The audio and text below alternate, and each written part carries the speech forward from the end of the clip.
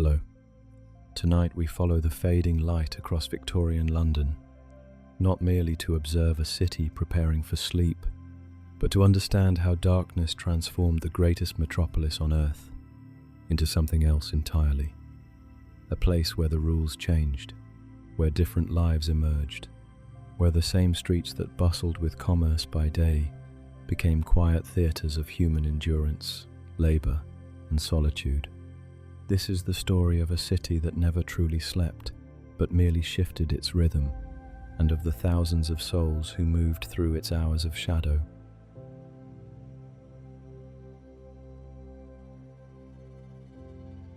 The sun descends behind the dome of St. Paul's, and the great inhale begins. From the western reaches of Kensington to the eastern warrens of Whitechapel, the city feels it, that subtle slackening of the day's tension, the moment when commerce falters and the last transactions are concluded. Shopkeepers emerge from their doorways to study the sky, then turn to pull down their shutters with a clatter that echoes along the pavement.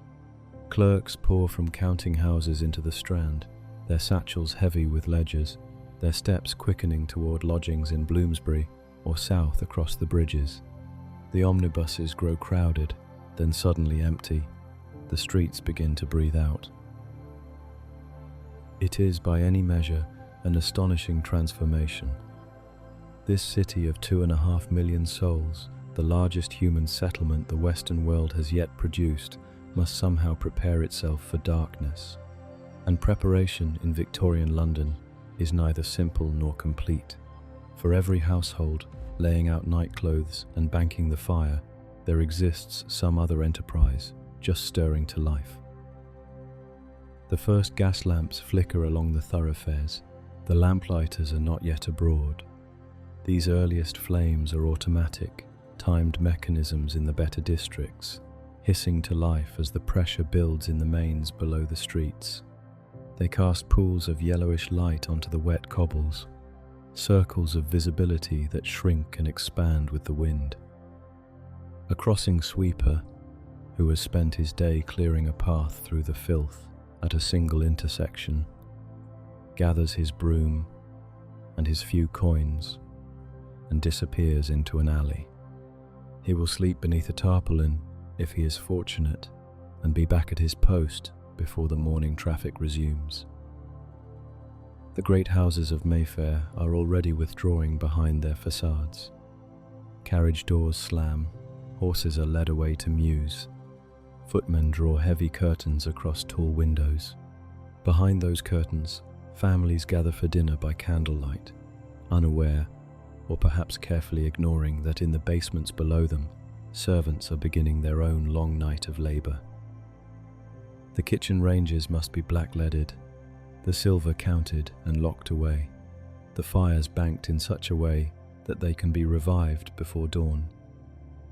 A great house does not sleep. It merely shifts its industry to places the family never visits. Down in the commercial districts, the last warehouses lock their gates. Watchmen take up positions in wooden boxes or beside brazier fires, their dogs settling at their feet. The river sends its tidal breath up the alleyways, carrying the smell of mud and sewage and tar, the particular odour of the Thames at low tide. Somewhere a public house emits a last burst of laughter before its doors close, and then that laughter dissipates into the growing silence. And still the city does not sleep. It cannot. For while the respectable close their eyes, others open theirs. The bakers are already stirring in their basement lodgings, rubbing flour from their eyelids. The newsmen are gathering at Fleet Street, awaiting the first editions. The cabmen are wiping down their vehicles one final time, hoping for a late fare from the theatre district. The night, which seems to the sleeping majority an absence of activity, is to thousands of Londoners simply a different kind of day. The question hangs in the fading light, unanswered and perhaps unanswerable. How does a city of 2.5 million prepare for darkness? The answer, we shall discover, is that it prepares imperfectly, incompletely, and with infinite variation. For every door that closes, another opens onto the night. For every sleeper who draws the blanket to his chin, some other soul steps out into the gaslight, and the city's true nocturnal life begins to stir.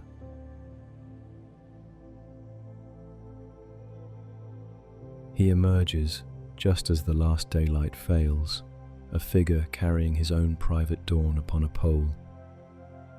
The lamplighter moves through the twilight with the unhurried certainty of long habit, his ladder balanced across one shoulder, his torch a small flame burning within a protective cage held before him like a lantern carried by some ancient procession.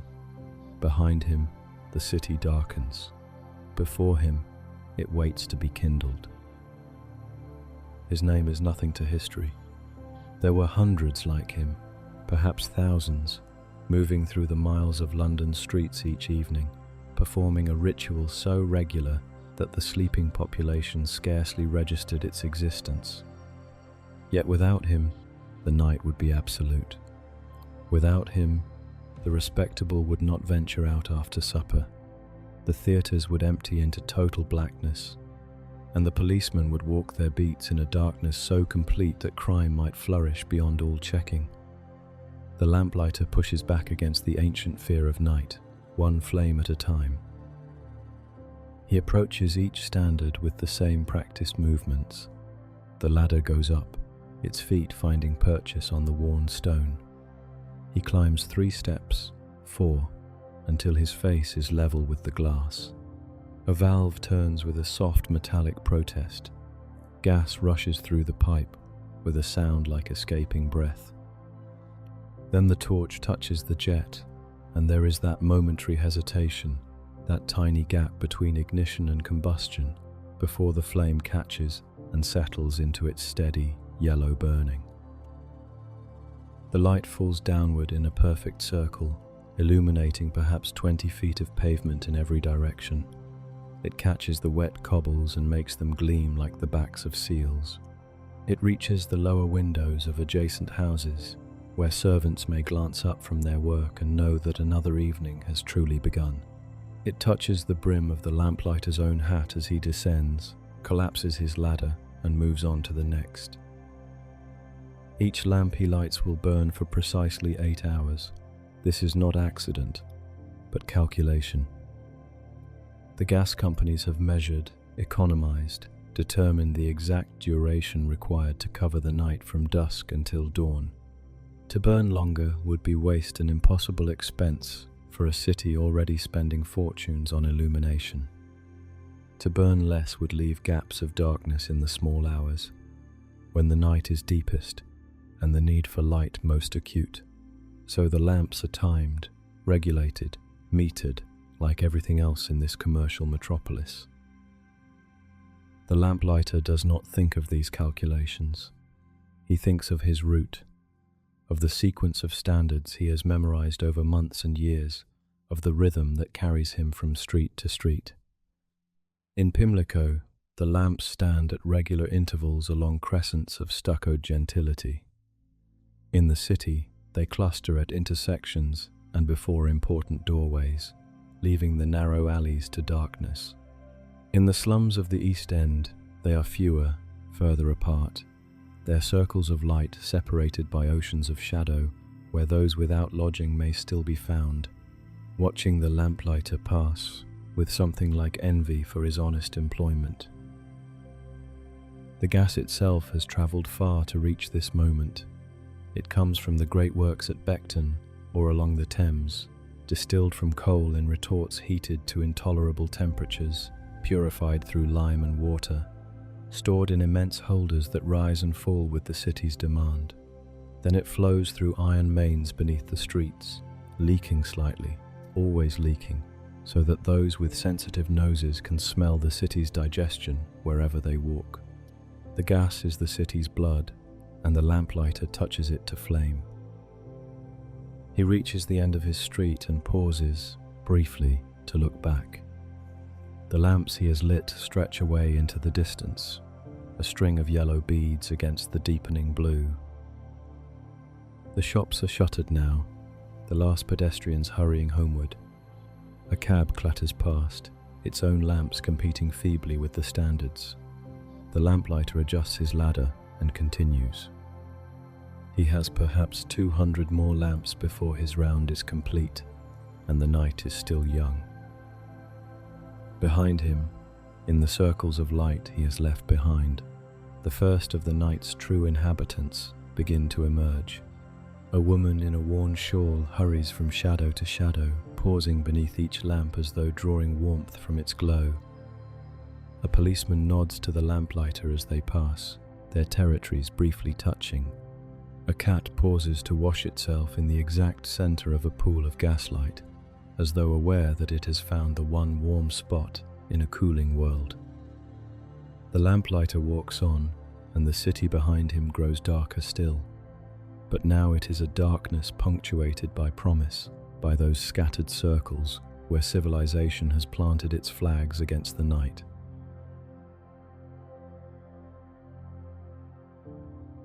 The watchman's boots strike the cobbles with a rhythm that has measured English nights for centuries. Long before gas lamps lined these streets, before the metropolis swelled to its present enormity, before the word Victoria had entered the lexicon of empire, there were watchmen in London. They called the hours through plague and fire and civil war. They walked their beats while Shakespeare wrote, and while Cromwell ruled, and while the city burned in 1666. And now, in this age of progress and improvement, they still walk diminished, perhaps overtaken by the new police in much of the metropolis, but present still in those corners of London where the modern age has not yet fully penetrated. His lantern swings at his side, a globe of horn or glass containing a single candle flame. It illuminates his feet and the immediate pavement, leaving his face in shadow so that he appears to those who glimpse him as little more than a moving light with legs. This is by design. The watchman is not meant to be seen clearly. He is meant to be seen at all, a visible reminder that the sleeping city has not been abandoned entirely to darkness and those who might use it for ill purposes. He carries his rattle in his free hand, that wooden instrument capable of producing a terrible clatter should he need to raise an alarm. It is his only weapon, his only signal, his only means of summoning aid from other watchmen who may be half a mile distant. In theory, the rattle will bring constables running, will alert householders to danger, will scare off any miscreant who hears its awful noise. In practice, the rattle is a confession of vulnerability. The watchman carries it because he carries nothing else. No truncheon, no pistol, no blade. He is a deterrent, not a defense. He is a pair of eyes and a voice, nothing more. Past 1 o'clock he calls, and a fine night. His voice rises into the stillness, not loud, but carrying, pitched to reach the upper windows without disturbing the sleepers behind them too greatly. It is a ritual call, as old as his office, and it serves several purposes. It assures those still awake that the hour is known and the watch is keeping proper time. It warns those who might be considering ill that the watchman is alert and moving. And it provides, for those who hear it in their dreams, a strange comfort, the knowledge that someone is out there, walking through the darkness on their behalf. The streets he patrols are narrow here, old London, where the medieval plan has never been straightened or improved. The upper stories of the houses lean toward each other as though seeking companionship across the void. The cobbles are uneven, worn by centuries of feet and wheels, and the watchman knows every irregularity, every stone that holds water after rain, every dip where a man might twist his ankle if he walks too quickly. He has walked this beat for 7 years, and before him his father walked it for 23. The parish vestry employs him, as it employed his father, as it has employed watchmen since before the memory of living man can reach. He pauses at a door and tries the handle, locked as it should be. He moves on to a window at street level, peers through the gap in the curtains, sees nothing but darkness within. The householder is a merchant who deals in woolen cloth. a solid man with a wife and 5 children and a maid who sleeps in the attic. The watchman knows all this. He knows which houses contain invalids who might need assistance in the night. He knows which contain young men who come home late and might require a discreet blind eye. He knows which contain women who receive visitors at hours when respectable women do not receive visitors, and he knows to walk quietly past those doors, for his business is not with the sins of others. A cat startles him, leaping from a windowsill with a soft thump. The watchman's heart accelerates, then steadies. He has learned, over 7 years, to distinguish between the sounds of threat and the sounds of simply living. Cats, rats, the settling of old timber, the scuttle of newspaper lifted by the wind, all these are the vocabulary of the night, a language he has taught himself to read fluently. A footstep that does not match his own rhythm, a voice that speaks too low, a door that opens when it should remain closed. These are the deviations that merit attention. He reaches the end of his beat and turns, beginning the return journey along the opposite side of the street. The lamps are burning steadily, their gas flames unwavering in the still air. In an hour he will call the half hour, and then the next hour, and then the next, until the sky begins to pale and his replacement appears to take the day watch. The city sleeps around him, 2.5 million souls breathing in their beds, and he is their moving lighthouse, their sentinel, their proof that someone remains awake to witness the hours that they have surrendered to unconsciousness. Past 2 o'clock, he will call presently, and a fine night still, and the night will answer him only with silence, and he will walk on.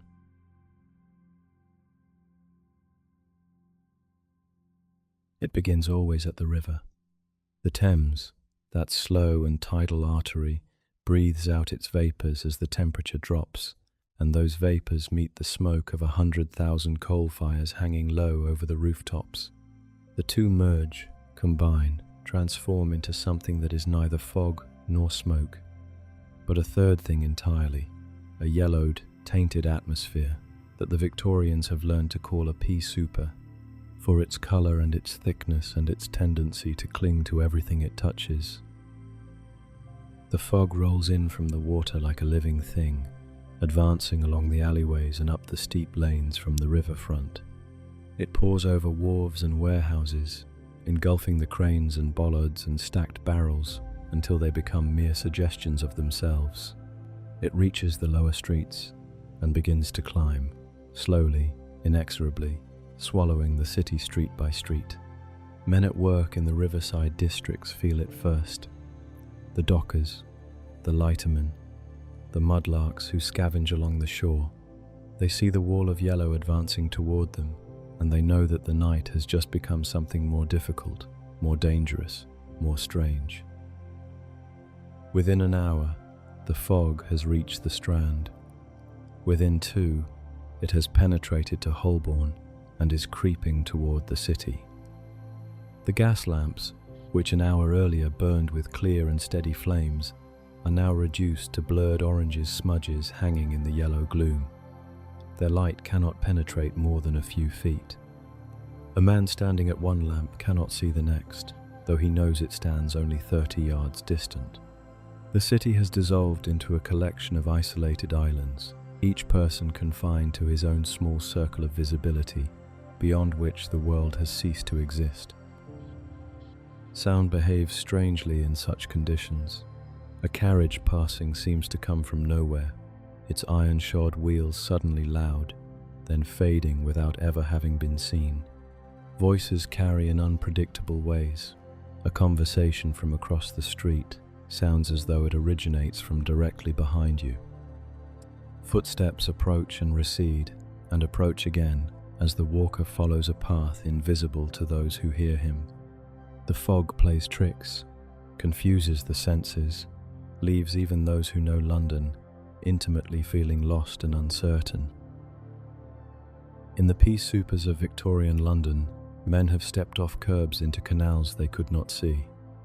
They have walked into the river itself, believing they followed a street they had known for decades.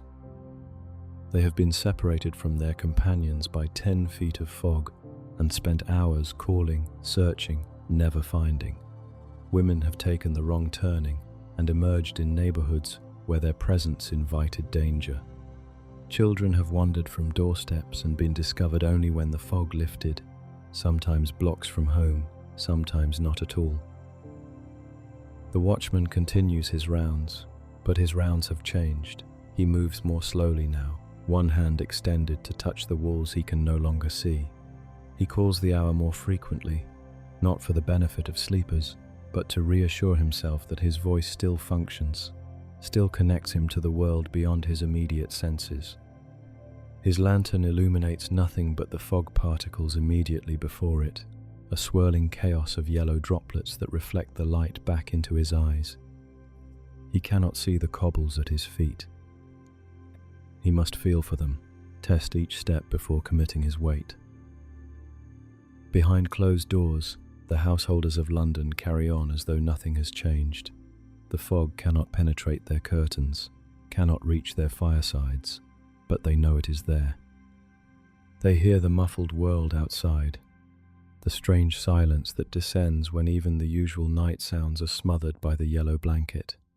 They glance at their windows and see only blankness where the street should be. And some of them, lying in their beds, feel a small gratitude that they are inside, that they are not among those who must work or walk or find their way home through streets that have become labyrinths. The fog will lift toward morning or it will not. It will thin enough to allow the milk carts through, or it will thicken and delay the dawn entirely. London has learned to live with its pea soupers, to accept them as a condition of existence in this great, smoking metropolis.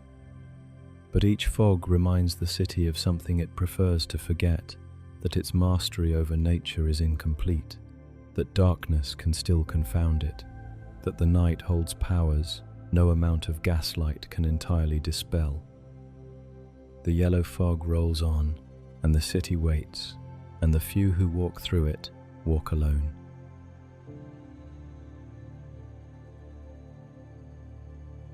While the fog rolls through the upper streets and the watchman calls his distant hour, another world stirs in the cellars and basements below.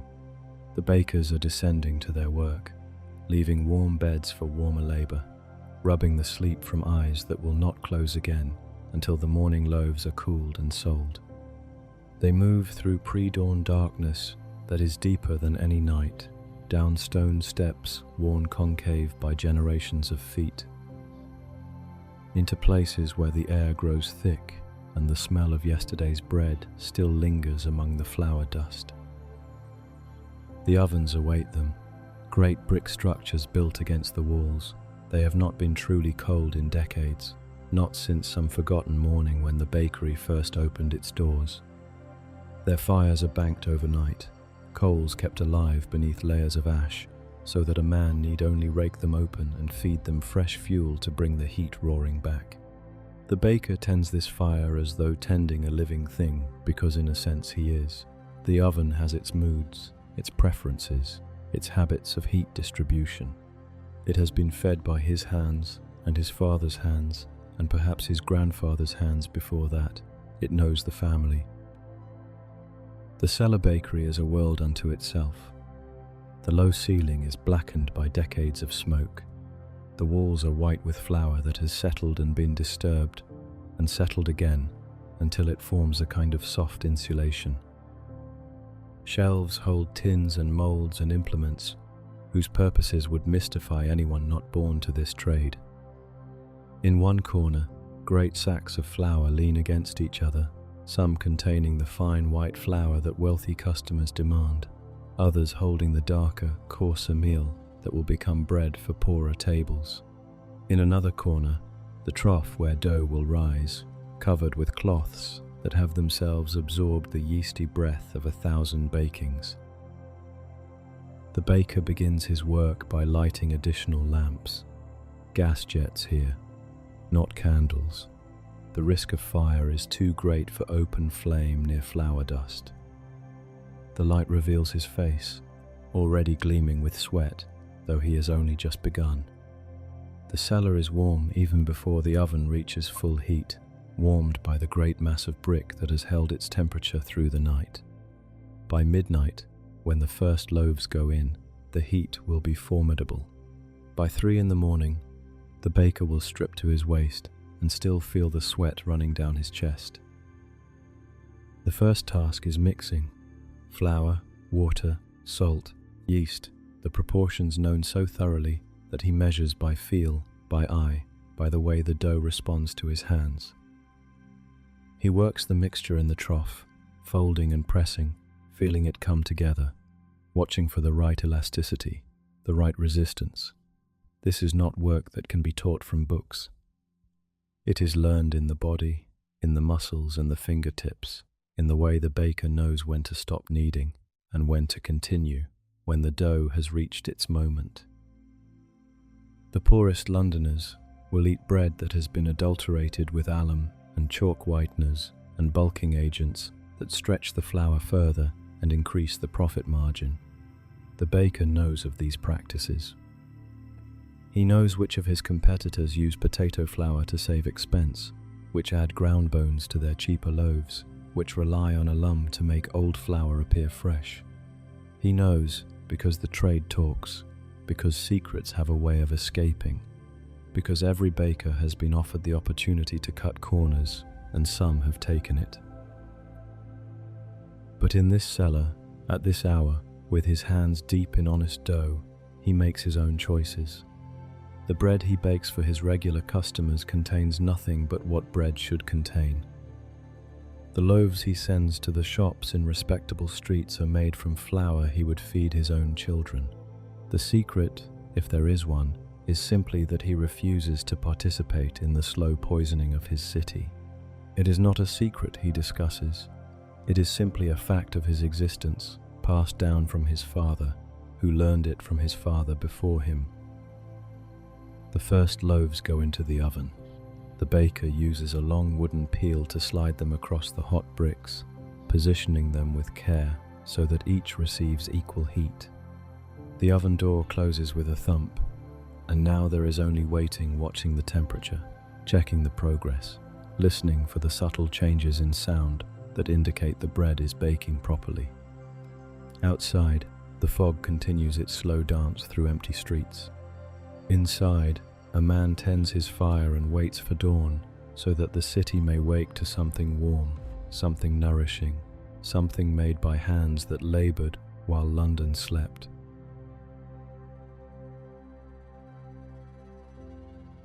Below street level, where the rumble of passing carriages translates through stone foundations into a distant, muffled thunder, another kind of industry thrums through the night. The printing houses of Fleet Street and its tributaries have come alive, their gas jets hissing in long rows above composing tables where men in ink-stained aprons bend close to their work. These are the night workers whom the morning's readers will never consider, the hands that set the news into type, that lock the forms into presses, that feed the great machines through the small hours so that London may wake to its daily ration of information, scandal, and debate. The compositor stands before his case, a wooden cabinet divided into small compartments, each holding a single letter or character. The arrangement is not alphabetical, but practical. The most frequently used letters lie closest to hand, their positions memorized through months and years of practice until the compositor's fingers find them without conscious thought. ETAOIN. These are the common currency of his trade, worn smooth by countless retrievals. He picks them one by one, building lines of type from loose metal characters, reading from his manuscript and translating it into reverse text that will print correctly when inked and pressed. A single mistake in typesetting could change the meaning entirely. A letter misplaced, a word misread, a line of type slipped from the compositor's stick. Any of these might transform a diplomatic report into an insult, a financial notice into a fraud, a death announcement into something grotesque. And on more than one occasion, such mistakes have occurred, have passed through proofreading unnoticed, have rolled off the presses and into the streets where thousands of readers absorbed errors as truth. The consequences, when discovered, are rarely attributed to the compositor. He remains invisible, nameless, his error buried in the collective assumption that printed words emerge fully formed from some impersonal process. The night air grows thick with the smell of ink and paper. The ink is mixed in the basement, lamp-black ground with oil until it reaches the proper consistency, then pumped through pipes to the presses above. It has a sharp, mineral odor that clings to clothing and skin, marking those who work with it as unmistakably as coal dust marks the miner. The paper arrives in enormous rolls, each weighing hundreds of pounds, delivered during daylight hours and stored in warehouses until the night crew hauls them into position. When the presses run, the paper feeds through at astonishing speed, emerging transformed from blank roll to printed sheet in seconds. The press itself is a monster of iron and steam, or perhaps of iron and belt-driven power from the street's shared engine. It fills the composing room with its presence even when still, its massive cylinders and complex gearing suggesting the violence of which it is capable when set in motion. At 2 a.m, the press crew begins its preparations, oiling joints, checking tensions, running test sheets to ensure the type is locked securely and the ink flows evenly. The first copies will roll off around 3, to be inspected, corrected if necessary, then approved for the full run that will continue until dawn. In a corner of the composing room, a boy sits waiting. He is the printer's devil, the lowest rank in this hierarchy of night workers, tasked with fetching and carrying, with cleaning and fetching again. His apron is more stained than any other, his hands permanently blackened despite repeated washing.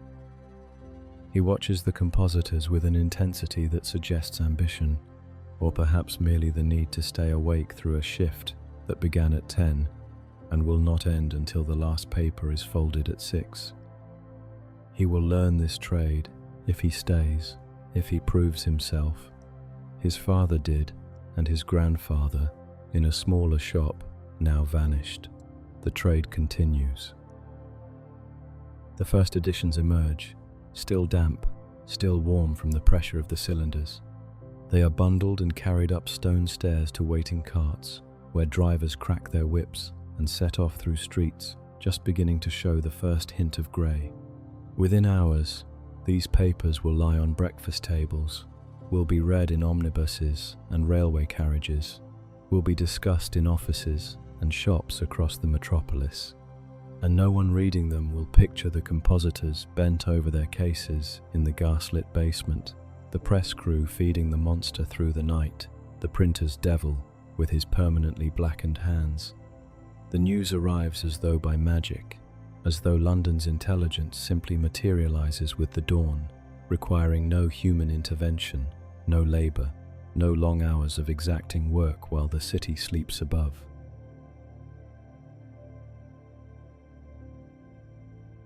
While the compositors still bend over their cases and the bakers tend their ovens, another awakening begins in the spaces where London feeds itself.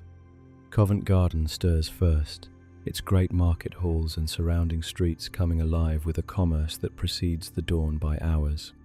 The vegetable that will appear on a dinner table in Belgravia this evening left its market stall before first light, arrived in a cart that rolled through darkness, and was unloaded by hands that have been grasping cabbages since midnight. The city does not simply eat. It orchestrates a pre-dawn ballet of supply, repeated daily with the precision of long habit. The first sign is the creak of cartwheels. They come from the market gardens of Middlesex, Surrey, Kent, from the green belt that surrounds the metropolis and sends its produce inward through roads still empty of other traffic. The carts are drawn by horses that know the route without guidance, patient animals whose breath forms clouds in the cold air. Their drivers huddle in greatcoats, muffled against the damp, holding reins loosely as the wheels find their way over cobbles worn smooth by generations of similar journeys.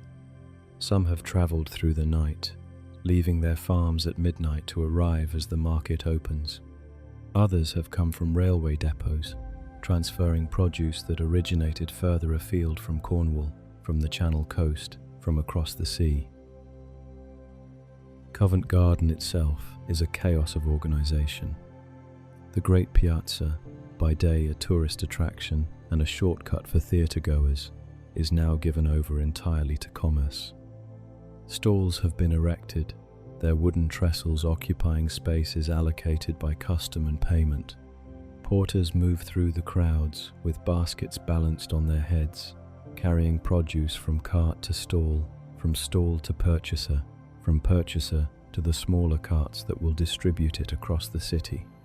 The porters have their own hierarchy, their own territories, their own language of grunts and gestures that conveys meaning without words above the general din. The smell is overwhelming to anyone experiencing it for the first time, and entirely unnoticed by those who work here. Cabbages and onions, certainly, but also the earth still clinging to root vegetables, the sweet rot of overripe fruit, the ammonia of horse manure, the coal smoke from braziers where men warm their hands, the hot grease from stalls selling breakfast to those who have worked through the night. It is the smell of commerce, of living, of a city consuming itself into existence. The vegetables have already changed hands at least twice. The grower sold to a wholesaler, perhaps at the farm gate or through a market agent. The wholesaler transported to Covent Garden and sold to a costermonger, one of those street traders whose barrows will appear on London street corners by mid-morning. The costermonger will sell to the cook of a middle-class household, or to a poor woman buying a single potato for her children's dinner, or to a restaurant supplying the growing demand for dining out. 3 transactions, maybe 4, before the vegetable reaches a plate, and each transaction leaves its trace in coin, in ledger entries, in the complex web of credit and debt that binds the market together. At Smithfield, a mile to the north, a different commerce proceeds. Here the product is flesh cattle and sheep, pigs and calves, driven on the hoof from distant pastures to meet the metropolitan appetite for meat. The lowing of cattle rises above the general noise, a constant animal lament that seems to acknowledge something of what awaits. Drovers move among the herds, their sticks tapping, their dogs weaving between legs both human and bovine. The smell here is richer, heavier, more primitive. It speaks of blood and dung and the proximity of death. The vegetable that will appear on London's dinner tables has travelled through darkness, changed hands 3 times before dawn, and been paid for in coin that still carries the warmth of the last transaction. The coin passes from palm to palm, from costermonger to wholesaler to grower's agent, each exchange leaving a slight transfer of warmth, a trace of the previous owner's body heat. By the time it rests in the pocket of a farmer returning empty-handed to his cart, it has passed through a dozen hands, each pair attached to a man who has been awake while London slept. The sky begins to lighten, almost imperceptibly. The market's activity does not diminish but shifts character. The wholesale transactions conclude, the great purchases completed. Now the retail buyers appear cooks from great houses, keepers of lodging houses, proprietors of eating establishments. They move through the stalls with a different energy, selecting smaller quantities, haggling over prices, loading their purchases into baskets and handcarts. The night's work is nearly done. The day's is about to begin. And somewhere in a Belgravia kitchen, a scullery maid is stirring, soon to light the fire over which the vegetables, still dewy from their Covent Garden stall, will be transformed into dinner.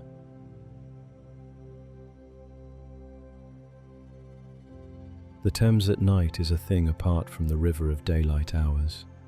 Its surface, black and gleaming, reflects the scattered lights along its banks in long, wavering streaks that shift with every current. The great bridges, Blackfriars, Waterloo, London Bridge, arch across the darkness like stone constellations, their lamps tracing lines of yellow across the void. Beneath them, the water moves with the patient authority of something that was here before the city and will remain long after, carrying the city's waste, its secrets, its forgotten things toward the sea. A wherry pushes off from the north bank, its single occupant wielding a pair of oars with practiced economy. He is a river policeman, one of the small force established to patrol this liquid highway that bisects the metropolis. His boat is dark, unmarked, designed to move silently through the night. The oars dip and rise with barely a splash, the leathers in their rowlocks greased to prevent the telltale creak that might alert those who prefer not to be observed. He pulls steadily against the incoming tide, working his way upstream past the great warehouses that line the river's edge. The warehouses rise from the water like cliffs, their lower stories black with damp, their upper windows dark or occasionally lit by a single lamp where some night watchman keeps his vigil. They hold the wealth of empire spices from India, tea from China, sugar from the West Indies, wool from Australia, timber from the Baltic. All of it arrived on the tide, unloaded into lighters and barges, carried through the customs houses, stored in these cavernous spaces until called forward to feed London's endless appetite for things. At night, the warehouses are silent, but the river remembers their cargoes, remembers the ships that brought them, remembers the men who died loading and unloading in conditions no inspector would approve. The policeman's lantern, mounted at his bow, throws a small circle of light across the water ahead. It illuminates floating debris, a broken crate, a mass of vegetable matter, the bloated body of a rat that has tumbled from some wharf and drowned. The rat is common enough. The river receives thousands of them daily, carried from sewers and basements, their small corpses bobbing among the flotsam until they sink or are eaten or are washed out with the tide. The policeman barely glances at it. He is watching for other things. For the Thames gives up its dead at its own pace, and not always recognizably. A body recovered from the river has usually been in the water for days, sometimes weeks, moved by tides and currents, nibbled by fish, battered against piers and bridge foundations. The river police know this. They know that the corpse they fish from the shallows at Wapping may have entered the water at Richmond, may have travelled 20 miles through the city's heart before coming to rest.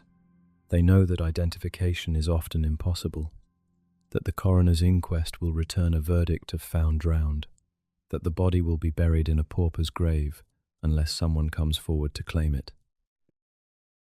A splash to his left draws the policeman's attention. He pauses rowing, letting the boat drift while he listens. The sound comes again, the regular stroke of oars, but heavier than his own, accompanied by the low groan of timber under load. A barge, he realizes, moving downstream on the ebb tide, its crew working to keep it in the channel. He sees it now, a darker shape against the darkness, its single lantern at the bow, doing little more than announce its presence. The barge carries coal, probably, from the wharves of the upper river down to the gasworks or the great power stations. Its crew will work through the night, sleeping in shifts, their existence unknown to the thousands who will burn that coal in their grates tomorrow evening. He resumes his stroke, pulling past the barge with a nod to its steersman, invisible in the darkness. The river narrows here, squeezed between the anchored ships that wait for berths, their masts and rigging making a spiderweb against the grey sky. These are the vessels that have crossed oceans, that have known other rivers, other ports, other nights. They lie at anchor now, their crews asleep or drinking in the riverside public houses, their cargoes still secured in holds that smell of salt and distance. The policeman reaches his turning point and begins the journey back downstream. The tide has turned, helping him now, carrying his boat toward the Pool of London and the great curve that will take him past the tower. In an hour he will be relieved, will hand his oars to another man who will continue this slow patrol until dawn. The river continues its own work, indifferent to those who watch it. It flows through the sleeping city, carrying its secrets, its dead, its endless traffic of small things that together make the life of this place possible. The policeman rows on, and the Thames answers only with the lap of water against his hull.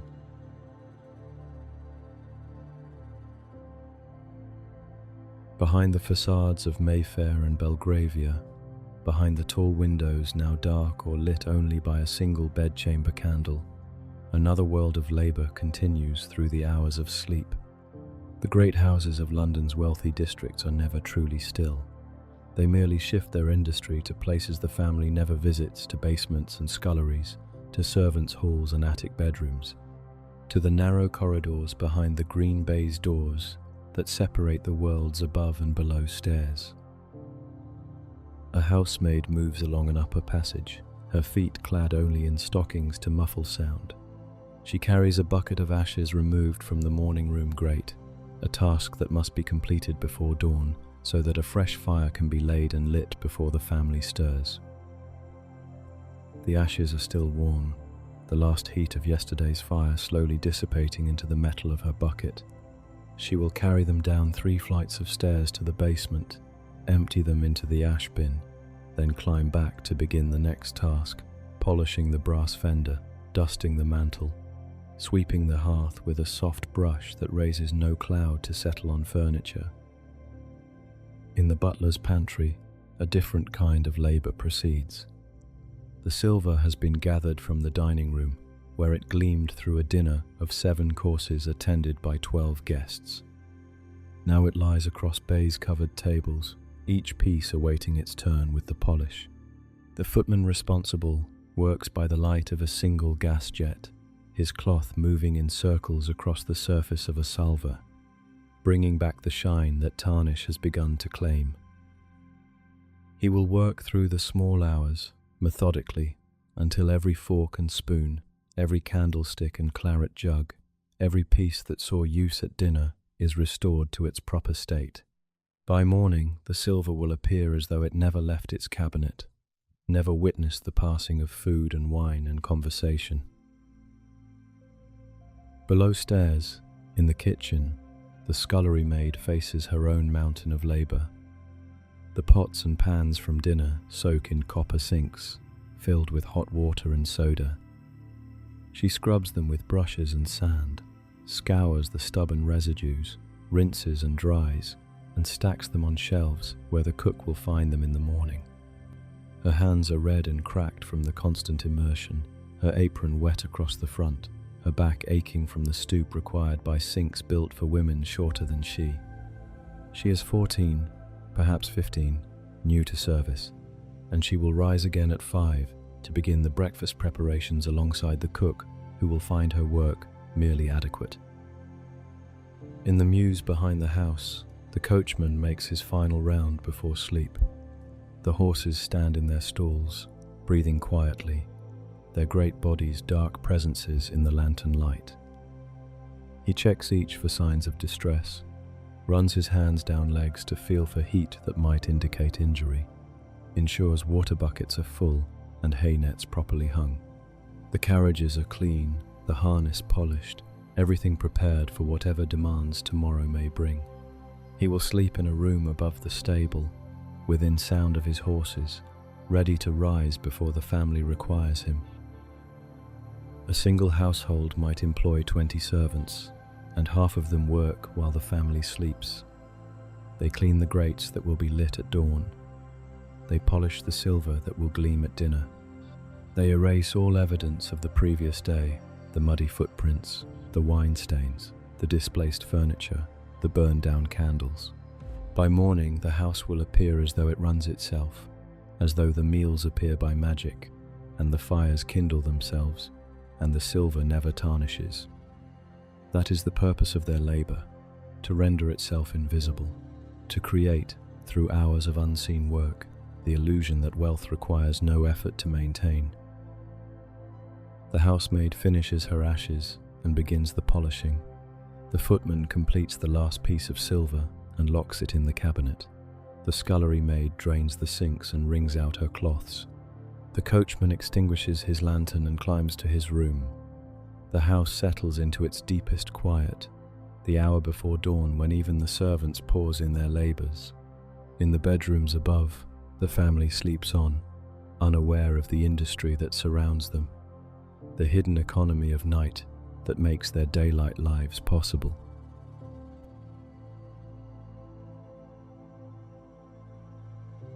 The hansom cab emerges from a side street, its two lamps burning like yellow eyes in the darkness. The horse's hooves strike the cobbles with a rhythm that echoes between the shuttered buildings. Clip-clop, clip-clop, clip-clop, a sound so familiar to Victorian London that sleeping residents incorporate it into their dreams without waking. The cabman sits high at the back, above and behind his passenger, his greatcoat collar turned against the damp, his whip resting in its socket, his eyes scanning the empty streets for signs of custom. Inside the cab, the passenger slumps in the corner.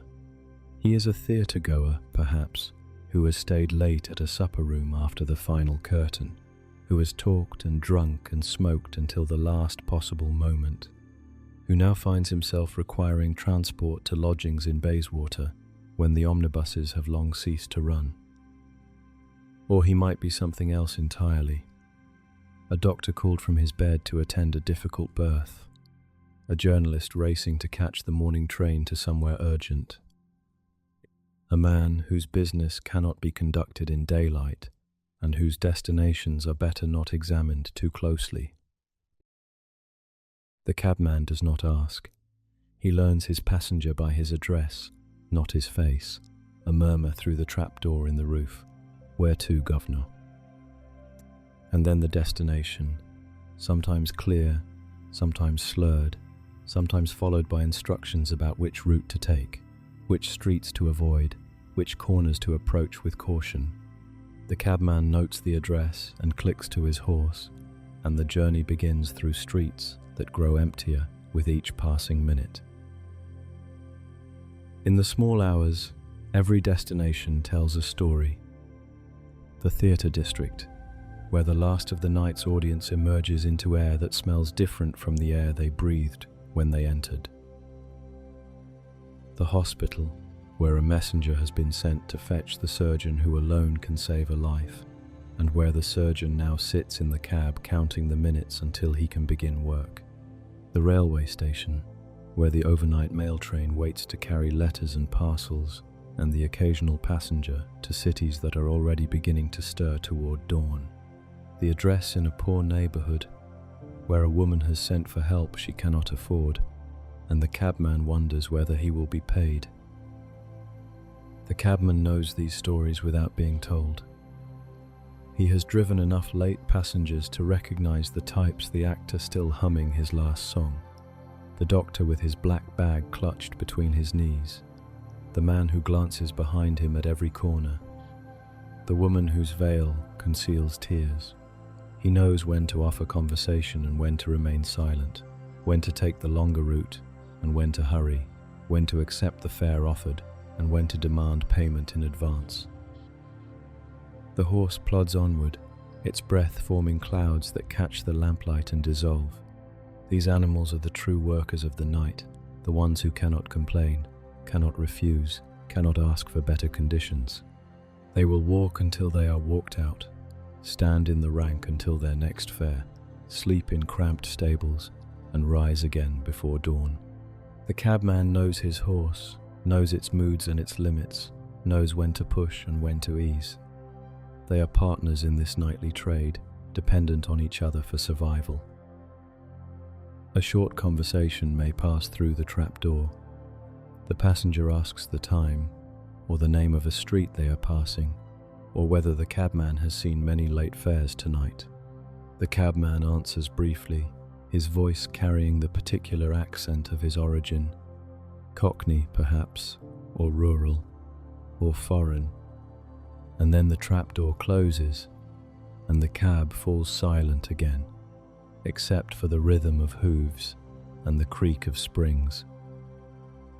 The destination approaches, the cab slows, stops. The passenger descends, pays, disappears through a door that opens and closes with a soft thud. The cabman notes the address in his mental ledger, clicks to his horse, and moves on toward the rank where other cabs wait in the darkness, their lamps still burning, their drivers hunched against the cold, ready for the next fare that may emerge from the night with a destination and a story and coin to pay for both.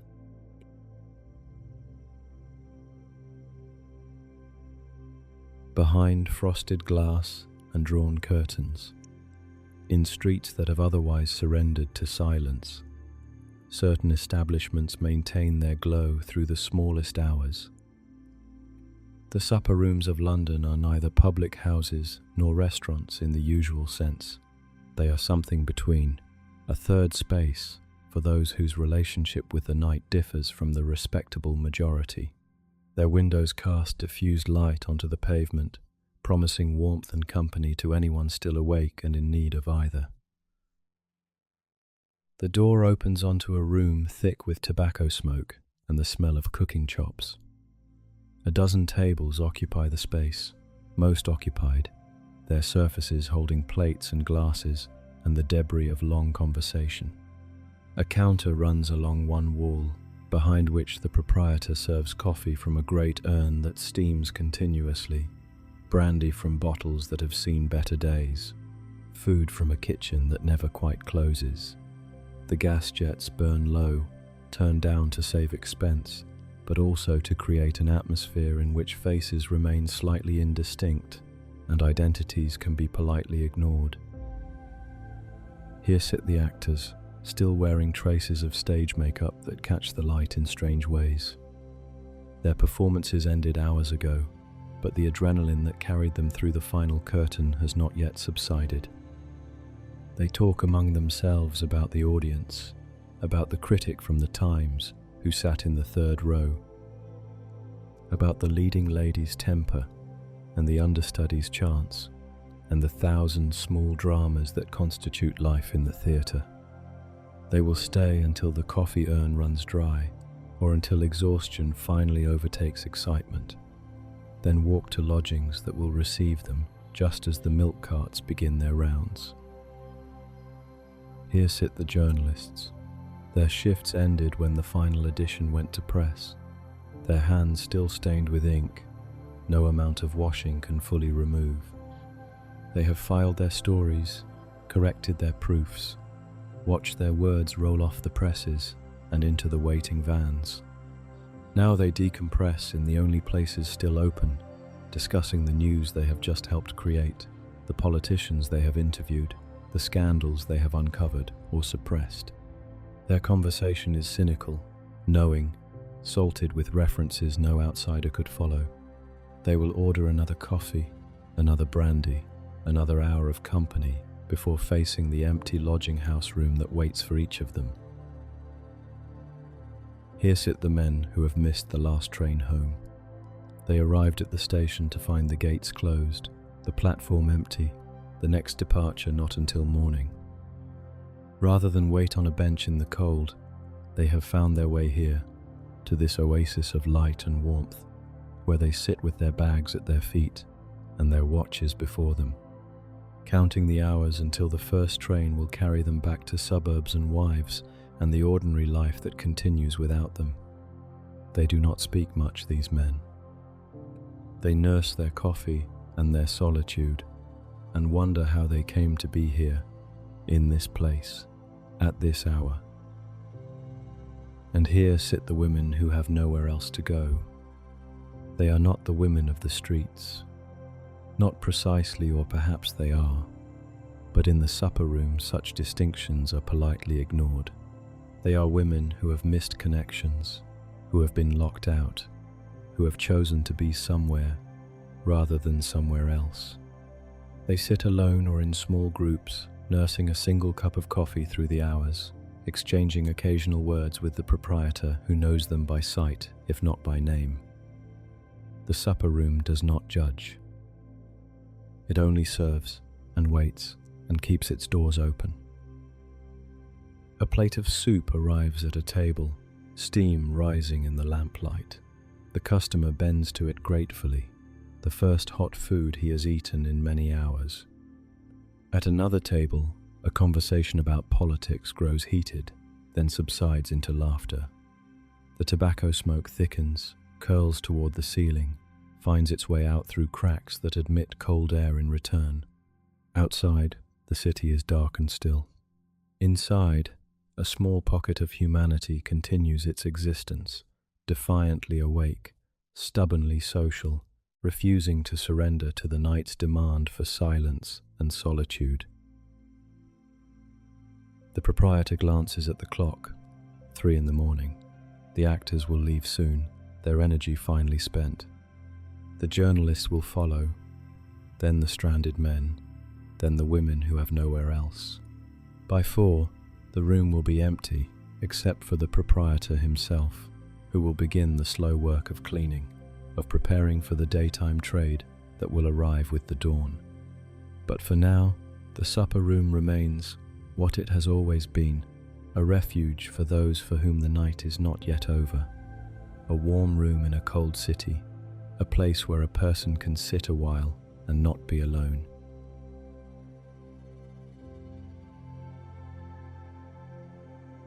Between 3 and 5 in the morning, London reaches its lowest point. The supper rooms have emptied, their last customers dispersed to whatever shelter awaits them. The bakers work in their cellars, but their labor is hidden, invisible from the streets above. The night workers who remain are the loneliest ones. The police constables walking their beats, the drivers of the last cabs trolling slowly in hope of a fare that rarely comes. The night watchman calling hours that no one hears. The gas lamps burn at their lowest. The pressure in the mains has been reduced, the flames turned down to conserve fuel in these hours of minimal demand.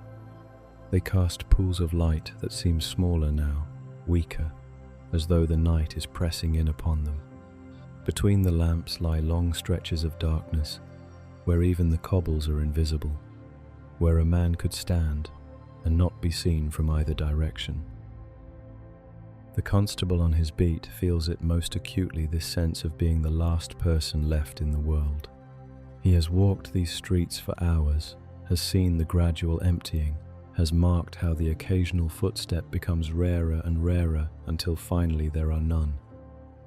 He stops at a corner and listens. Nothing. The city holds its breath around him, waiting for something, though what it waits for even the city itself could not say. A cat crosses the street, startling him with its sudden appearance. It moves from shadow to shadow, ignoring him entirely, intent on its own nocturnal purposes. He watches it disappear into an alley and feels, absurdly, a moment of gratitude for its company. Then he is alone again, and the silence settles back around him like a blanket. The wind picks up, moving through the empty streets with a sound like breathing. It carries scraps of paper, lifts them in small eddies, drops them again. It finds the gaps in shutters and windows, causes curtains to stir in bedrooms where sleepers turn and mutter without waking. It is the only thing moving, the only thing making sound, and its presence only deepens the sense of suspension.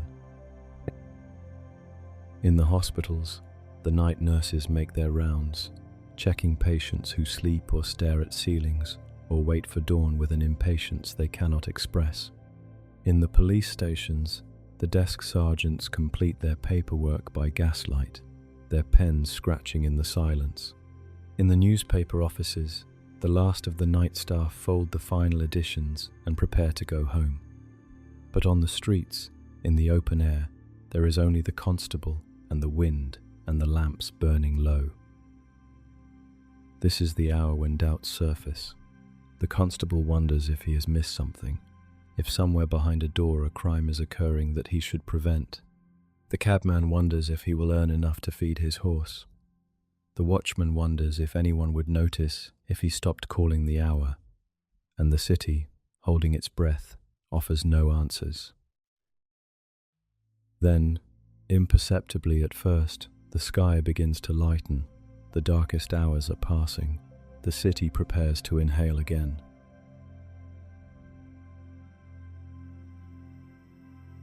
The eastern sky shifts first an almost imperceptible lightening, a deepening of the grey that slowly reveals the silhouette of St. Paul's against the coming day. The dome emerges from darkness, as though being born, its outline growing sharper with each passing minute. The river below catches the change, its black surface taking on a pewter sheen, reflecting a sky that is no longer quite night, but not yet fully morning. The lamplighter returns along his route. He comes now not with flame, but with a long pole tipped with a valve key, moving from standard to turn off the gas that has burned through the darkness. Each lamp dies with a soft sigh, the yellow flame shrinking, flickering, extinguishing itself, as though disappointed that its service is no longer required. The circles of light on the pavement fade and disappear, and the morning light replaces them with something paler, softer, less distinct. The lamplighter has kindled the night. Now he unbinds it, sending the darkness back to wherever darkness goes when daylight claims the streets. The milk carts are the first vehicles of the new day. They emerge from depots and dairy yards, their churns rattling, their horses stepping with the particular energy of animals that have been rested through the night. The milkman walks beside his cart, ladle in hand, filling the jugs that housewives have left on doorsteps. He moves through streets that are still empty, but will not remain so for long. Behind him he leaves the evidence of his passage, the small pools of spilled milk that gleam on the cobbles, catching the first true light of dawn. Shutters begin to open. A shopkeeper emerges to assess the day, to sweep his pavement, to arrange his window display before the first customers appear. The sound of wooden shutters folding back against brick walls echoes through the awakening streets, a percussion that announces the resumption of commerce. Here and there, a housemaid appears on an upper step, beating a rug or scattering crumbs for the sparrows that have somehow survived the night. The first omnibus rattles past, its horses fresh, its conductor calling to potential passengers who are not yet there to hear him. It will make its circuit through emptying streets, gathering the early workers, the clerks who must be at their desks by 7, the servants who must report before their masters stir, the labourers who will spend the day building or carrying or digging somewhere in this vast metropolis. The omnibus is a sign that the day's machinery is engaging, that the great engine of London is preparing to turn once more. Along the river, the wharves stir to life. Men gather at the gates, waiting to be taken on for the day's labour. The ships that have rested at anchor through the night now send boats ashore, their crews beginning the slow process of unloading cargoes that have crossed oceans.